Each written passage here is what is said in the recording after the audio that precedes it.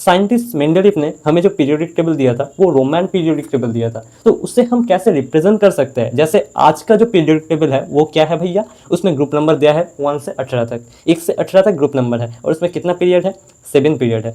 पर मेंडलीफ ने जो रोमन पीरियोडिक टेबल दिया था उसमें ग्रुप नंबर तो 18 है पर उसे रिप्रेजेंट करने का तरीका अलग है, उसमें पीरियड भी 7 ही है पर जो ग्रुप नंबर है उसको रिप्रेजेंट करने का तरीका अलग है। उसे हम 1 2 से रिप्रेजेंट नहीं करते, उसे हम रोमन अक्षर में रिप्रेजेंट करते हैं। तो उसको कैसे रिप्रेजेंट करते हैं आज उसके बारे में जानने वाले हैं। तो देखो यहाँ पर हम क्या है, पूरा पीरियोडिक टेबल हमने दिया हुआ है, ये पूरा एस ब्लॉक है, ये डी ब्लॉक है एंड पी ब्लॉक है। इसको कैसे देखेंगे, देखो और लेंथेनाइट सीरीज एंड एस्पेरिनाइट सीरीज कहाँ पर होता है भैया, हम सभी जानते हैं, बार बार बोला था कि ये ब्लॉक में रहता है।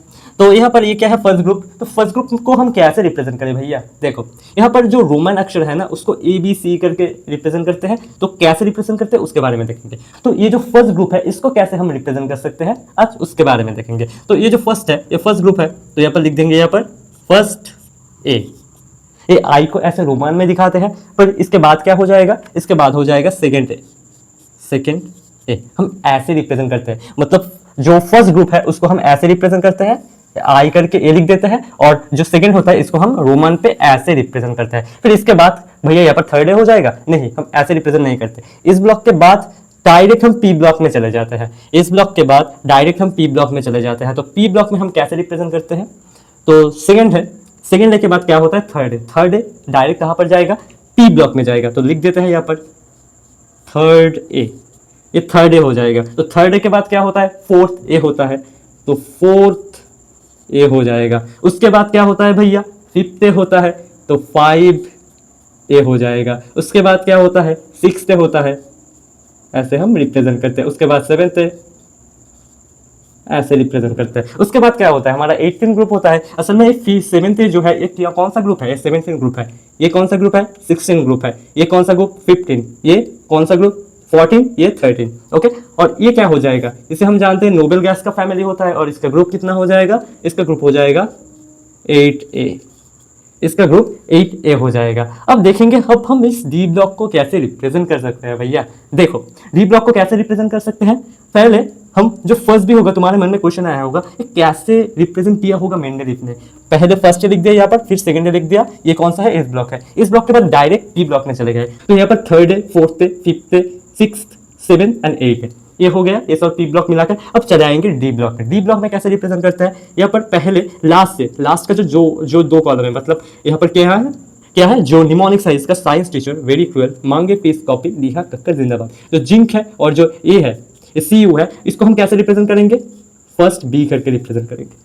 क्या, फर्स्ट बी, मतलब लास्ट के जो 2 रो है, लास्ट के जो 2 ग्रुप है, लास्ट के जो 2 रो है, उसको हम क्या करते हैं, फर्स्ट बी और सेकंड बी से रिप्रेजेंट करते हैं। तो ये फर्स्ट बी हो जाएगा और ये सेकंड बी हो जाएगा। तो लास्ट दोनों को तो ऐसे हमने रिप्रेजेंट कर दिया। फिर उसके बाद क्या करेंगे, पहले में आ जाएंगे, मतलब ये कर लिया, उसके बाद हम पहले में आ जाएंगे। ये क्या है, डी ब्लॉक। डी ब्लॉक में ये क्या होता है, 3D सीरीज, ये क्या होता है 4D, ये 5D, ये क्या होता है 6D होता है।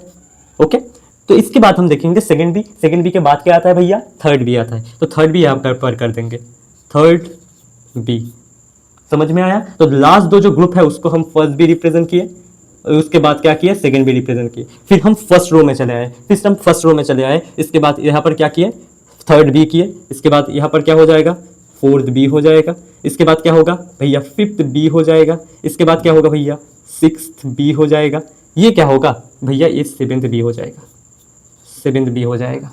समझ में आया। फिर एक इंटरेस्टिंग चीज़ है, हमने तो ये तो कर लिया, लास्ट दोनों को हमने क्या कर लिया, फर्स्ट बी, और उसके बाद क्या कर लिया, सेकंड बी कर दिया।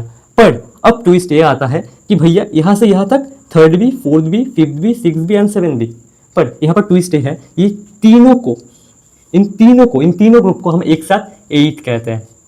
क्या कहते हैं, 8 ग्रुप कहते हैं। तो पूरा एक बार समराइज कर देता हूँ। ओके, इस ब्लॉक और पी ब्लॉक मिला के हम क्या कहते हैं, फर्स्ट है, सेकंड है, थर्ड है, फोर्थ है, फिफ्थ है, 6th है, 7th है और 8th है। ओके, उसके बाद हम क्या आ जाएंगे, डी ब्लॉक में आ जाएंगे। डी ब्लॉक में लास्ट में दोनों को first B and second B बोल देंगे। फिर क्या करेंगे, यहाँ पर पहले आ जाएंगे, पहले third B, fourth B, fifth B, 6th B, 7th B हो गया है। फिर इनके बीच के जो दोनों हैं, ये कौन सा ग्रुप है, अगर आजकल का जो पीरियोडिक टेबल चल रहा है इसमें कौन सा ग्रुप है, first group, second group, third, fourth, fifth, 6th, 7th, 8, 9, 10, मतलब 8, 9, 10 को हम 8 ग्रुप कह सकते हैं इन रोमैन में।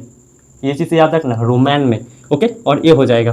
तो ये तीनों क्या हो जाएगा, एट ग्रुप हो जाएगा। एग्जाम्पल के तौर से कि ये जो Fe है, ये जो CO है, ये जो Na है, ओके, निकल कहता है इसे, ये कौन से ग्रुप का मेंबर होगा भैया? इसे तुम रोमैन में बोल सकते हो भैया, ये तो एट ग्रुप का मेंबर होगा। ये एट लिखा है तो हम बोलेंगे ये VIII, ये तो एट ग्रुप का और एट ग्रुप का मेंबर होगा भैया, एट ग्रुप का मेंबर होगा ये। अगर मैं बोलूँ कि जिंक किस ग्रुप का मेंबर होगा भैया, तो बोलोगे तुम इन रोमैन में, यहाँ पर लिख देता हूँ, इन रोमैन में ये जिंक जो होगा किस ग्रुप का मेंबर होगा भैया? सेकंड बी का मेंबर होगा।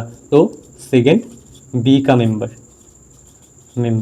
लैंग्वेज में हम ऐसे कहते हैं। जो फेरस, कोबाल्ट और निकल वो क्या है, एट ग्रुप का और एट ग्रुप का मेंबर होगा, और जो जिंक होगा इसका लैंग्वेज में कैसे कहते हैं, ये सेकंड बी का मेंबर होगा। अब देखते हैं जो लैंथेनाइट सीरीज है और जो एक्टिनाइट सीरीज है वो किस ग्रुप का मेंबर होता है। लैंथेनाइट सीरीज और एक्टिनाइट सीरीज कौन सा होता है भैया? जो लैंथेनम होता है और वो ये जो हाफनियम होता है, उनके बीच में जो 14 एलिमेंट्स का गैप होता है उसे हम लैंथेनाइट सीरीज कहते हैं। एक्टिनियम जो होता है और रदरफोर्डियम जो होता है, उनके बीच में जो 14 एलिमेंट्स का गैप होता है उसे हम एक्टिनॉइड सीरीज कहते हैं। तो देखेंगे एक किस ग्रुप का मेंबर होता है। तो हम जानते हैं 1 2 3 नॉर्मल पीरियोडिक टेबल में एक थर्ड ग्रुप का मेंबर होता है, थर्ड ग्रुप लिख दिए, थर्ड ग्रुप का मेंबर होता है। बट इन रोमैन पीरियोडिक टेबल जो मेंडलीफ ने दिया था, इन रोमैन पीरियोडिक टेबल में ये कौन सा ग्रुप का मेंबर होता है भैया? हम बोलेंगे थर्ड बी का मेंबर होगा भैया, थर्ड बी का मेंबर होगा, थर्ड बी का मेंबर होगा। इन नॉर्मल पीरियोडिक टेबल में ये थर्ड ग्रुप का तो मेंबर है, बट जो रोमन पीरियोडिक टेबल है जो मेंडलीफ ने दिया था उसमें कौन सा ग्रुप का मेंबर होगा? ये थर्ड बी का मेंबर होगा। वैसे ही अगर मैंगनीज की बात करें वो कौन सा ग्रुप का मेंबर होगा भैया? ये सेवेंथ बी का मेंबर होगा। क्रोमियम कौन सा ग्रुप का मेंबर होगा? सिक्स बी का मेंबर होगा। ये जो वैनेडियम है ये कौन सा ग्रुप का मेंबर होगा? फिफ्थ बी का होगा।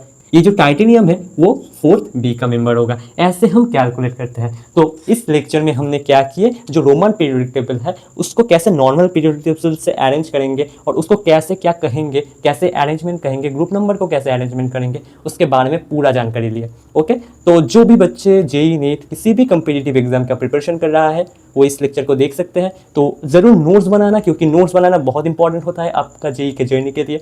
तो इसको बार बार रिवाइज करते रहना। और जो भी बच्चे इस चैनल को फॉलो कर रहा है उससे जेई मेंस एडवांस नीट का प्योर कॉन्सेप्ट मिल रहा है, प्योर मटेरियल मिल रहा है। इसको अगर कोई फॉलो कर लिया तो इजीली अपने जेई के मंजिल में बढ़ सकता है, अपने लिए एक बेहतर सा रैंक सिक्योर कर सकता है। तो तब तक के लिए आबाद रहिए, जिंदाबाद रहिए। मिलता हूँ बहुत जल्दी आप सभी लोगों से, तब तक के लिए अपने जिंदगी में मचाते रहिए। Bye bye, take care of yourself.